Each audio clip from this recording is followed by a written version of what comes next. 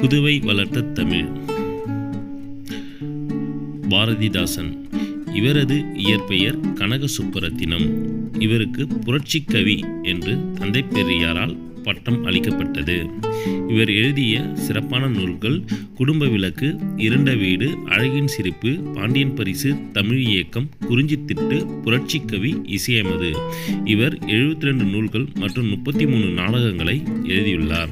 பிசிராந்தையார் எனும் நாடக நூல் சாகித்ய அகாடமி விருது பெற்றது. குறிப்பிடத்தக்கது. வாணிதாசன்.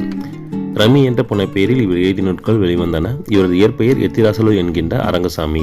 இவர் எழுதிய சிறப்பான நூல்களில் ஒன்று கொடிமுல்லை.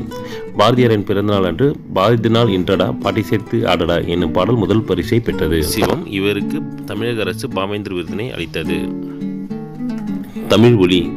பெற்றோர் வைத்த பெயர் விஜயரங்கம். வீராயி, கவிஞனின் காதல், நிலைபெற்ற சிலை என்னும் குறுங்காவியங்களை இவர் இயற்றியுள்ளார். இவர் இயற்றிய சிற்பியின் கனவு மேலை நாடகம் பிற்காலத்தில் வணங்காமுடி எனும் திரைப்படமாக எடுக்கப்பட்டது. வியோ வீணியோ என்னும் காவியம் சிலப்பதிகாரத்துக்கு பின் தோன்றிய இசை நாடகமாக கூறப்படுகிறது. ரா. திருமுருகன். இவரது இயற்பெயர் சுப்பிரமணியன். 100 சொல்வதெழுதுதல், 17 தமிழ் பாட நூல்கள், ஆய்வு நூல்கள், வரலாற்று நூல்கள், பாவலர் பண்ணை, என் தமிழ் இயக்கம் போன்ற பல்வேறு நூல்களை எழுதியுள்ளார். மா. லெனின் தங்கப்பாவும் இணைந்து நடத்திய தெளித்தமிழ் இதழ் இன்றும் தொடர்ந்து வெளிவந்து கொண்டிருக்கிறது.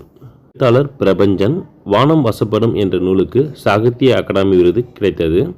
இவர் இறந்த பின்பு இவரது உடல் புதுவை அரசு மரியாதையுடன் தகனம் செய்யப்பட்டது என்பது தமிழுக்கு கிடைத்த சிறப்பாகும்.